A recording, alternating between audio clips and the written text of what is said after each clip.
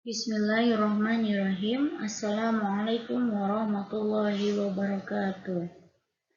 Alhamdulillahirabbil alamin wassalatu wassalamu ala asyrofil anbiya'i wal mursalin wa ala alihi washabbihi ajmain amma ba'd. Alhamdulillah teman-teman, saat ini kita bertemu lagi ya. Kita akan membahas mengenai faktor-faktor yang mempengaruhi siklus air, di mana ini terdapat pada tema 5H subtema 2 untuk novel tematik ilmu pengetahuan alam ya. Nah, pada pembelajaran sebelumnya teman-teman, kita sudah memahami ya bagaimana itu proses siklus air ya. Dari proses siklus air tersebut berarti dapat diketahui bahwa air di bumi itu ya secara keseluruhan itu selalu tetap ya, kecuali wujud dan tempatnya aja yang berubah ya. Namun ya terkadang kita itu mengalami beberapa fenomena ya, seperti terbatasnya sumber air bersih. Kenapa? Karena itu tadi ya, jadi air di bumi itu secara keseluruhannya tetap, namun tadi tempatnya bisa jadi berubah ya, makanya air bersih kadang di suatu tempat tertentu dia akan berkurang, tetapi di tempat yang lain dia akan bertambah. Itu karena tempatnya yang berubah. Jadi di mana air hujan itu turun ya, terus meresap ke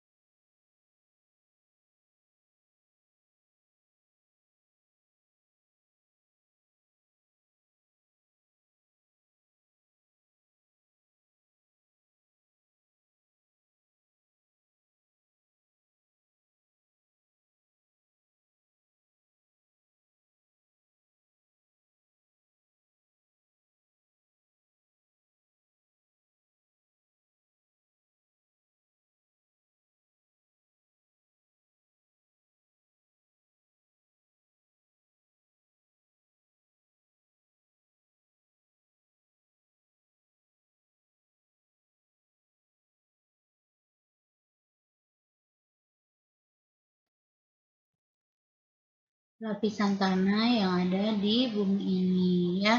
Nah, selanjutnya teman-teman, kita itu ya sebagai manusia itu pasti selalu beraktivitas untuk memenuhi kebutuhan hidup kita ya. Nah, ada beberapa aktivitas manusia itu yang dapat mempengaruhi siklus air. Nah, aktivitas-aktivitas manusia apa saja ya yang mempengaruhi siklus air yang pada akhirnya dapat mempengaruhi ketersediaan air bersih. Yang pertama adalah pembangunan lantai beton, teman-teman. Ya, nah pembangunan lantai beton itu biasanya diperuntukkan pemukiman penduduk, ya, pembangunan gedung bertingkat dan jalan raya. Ini yang ada di gambar adalah contoh untuk pembuatan jalan raya, ya. Nah, permukaan tanah yang tertutupi oleh beton itu dapat mengurangi kemampuan tanah dalam menyerap air, teman-teman. Nah, pori-pori tanah yang tertutup oleh beton dan tanah semakin sulit diserap dan menggenangi daratan ya. Jadi pori-pori tanah itu ya yang tertutup oleh beton dan tanah akan semakin sulit diserap dan menggenangi daratan.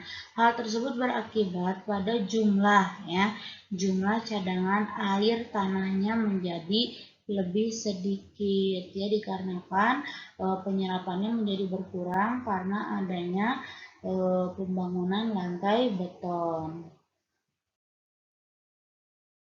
Aktivitas manusia yang dapat mempengaruhi siklus air yang kedua adalah penggunaan kendaraan bermotor dan aktivitas perindustrian. Nah, gas buang itu adalah gas yang dihasilkan dari kendaraan bermotor dan perindustrian yang dapat mempengaruhi siklus air, ya. Nah, gas yang dimaksud itu mengandung sulfat dan nitrat. Jadi gas buang itu dia kandungannya itu mengandung gas yang mengandung sulfat dan nitrat, ya. Nah, gas sulfat dan nitrat ini ya akan menuju atmosfer dan bereaksi bersama uap air yang ada di atmosfer serta turun menjadi hujan asam, ya. Nah, hujan asam itu teman-teman sangat berbahaya ya karena dapat mencemari sungai dan danau, ya, serta dapat mematikan tumbuhan dan membuat batuan menjadi rapuh, ya. Terus untuk seperti kendaraan bermotor itu hujan asam itu bisa mengakibatkan korosif pada pada badan motor, ya, bisa mengakibatkan korosif atau karatan, ya.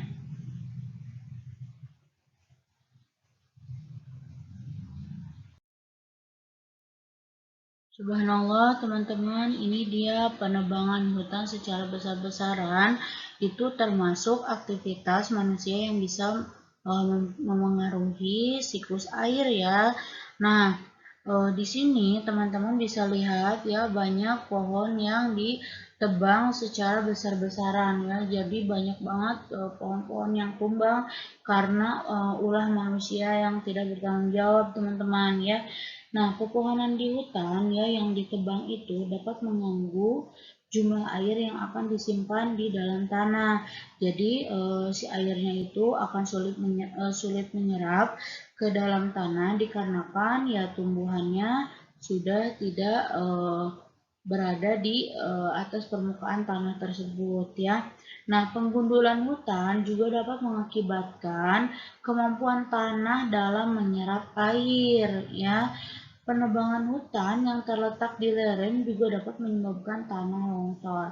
Makanya kalau tanahnya agak curam, ya itu harus hati-hati, ya, karena disitulah kita harus menanam tumbuhan supaya si pergerakan tanahnya itu terikat oleh akar-akar pohon itu, ya, sehingga tanah di lereng tersebut menjadi lebih kuat, tidak terjadi longsor, ya. Teman-teman, aktivitas manusia yang mempengaruhi siklus air itu yang terakhir adalah pengambilan air tanah ya secara terus-menerus, ya. Jadi terus-terusan diambil ya air tanah tersebut, ya. Nah, pemanfaatan sumber daya air tanah harus dilakukan secara bijak, ya. Bukan berarti karena melimpah serta merta secara terus-menerus diambil, nanti lama-lama akan habis ya yang ada di dalam lapisan tanah tersebut, air-air sumber airnya, ya. Nah, jadi kita harus bijak dalam memanfaatkan sumber daya air yang ada di dalam tanah. Apabila pengambilan air tanah dilakukan secara terus-menerus tanpa adanya jumlah air masuk ke dalam tanah, teman-teman, maka itu dapat mengurangi cadangan air tanah, ya. Jadi ya kita harus lebih hati-hati ya dalam memanfaatkan sumber daya air tersebut, ya. Nah, selain faktor aktivitas manusia, teman-teman, ada juga faktor alami ya yang mempengaruhi siklus air, ya, yaitu apa? Bencana alam, ya, terus gunung meletus dan kebakaran hutan, ya. Saat terjadi gunung meletus nih teman-teman, ya, gunung itu akan mengeluarkan awan panas ya yang menutupi atmosfer. Pernah lihat kan pasti kan video-video atau kalian pernah lihat mungkin gunung meletus ya awan pekatnya gitu naik ya ke atmosfer ya gitu. Terus awan ini ya teman-teman, awan yang keluar dari letusan gunung itu dia mengandung debu-debu vulkanik ya, dan sedikit uap air ya. Hujan yang dihasilkan pun bukan hujan air teman-teman ya, jadi itu adalah hujan abu ya, karena partikelnya lebih banyak debu-debu vulkanik ya dibandingkan dengan uap air. Nah, hal ini tentu akan mempengaruhi siklus air dan ketersediaan air bersih ya. Sayang sekali ya teman-teman. Nah, ya qadarullah, kalau sudah terjadi bencana alam itu kan sudah kehendak Allah ya. Jadi kita cukup menghindarinya ya, tidak berada di situ ya. Terus kalau hutan terbakar nih ya, akibatnya itu akan berkurangnya tumbuhan ya. Sebagai paru-paru dunia, hutan itu sangat sangat dibutuhkan oleh makhluk hidup ya, karena ya banyaknya tumbuhan. Jadi kalau terbakar itu ya paru-paru dunianya akan berkurang ya. Nah, tumbuhan itu berperan cukup penting ya dalam siklus air ya dan ketersediaan air dalam tanah ya. Dengan hilangnya tumbuhan nih teman-teman ya, jadi proses peresapan air ke dalam tanah itu akan sangat terganggu ya, dan pada akhirnya mengurangi ketersediaan air. Alhamdulillahirrahmanirrahim, pembahasan untuk air tanah sudah selesai teman-teman ya. Jadi silahkan diulang-ulang videonya, kalau belum paham boleh kita diskusi ya. Untuk selanjutnya kita akhiri dengan doa kafaratul majlis. Subhanakallahumma wa bihamdika asyhadu an la ilaha illa anta astaghfiruka wa atubu ilaik. Mohon maaf jika Ibu ada kekurangan. Wassalamualaikum warahmatullahi wabarakatuh.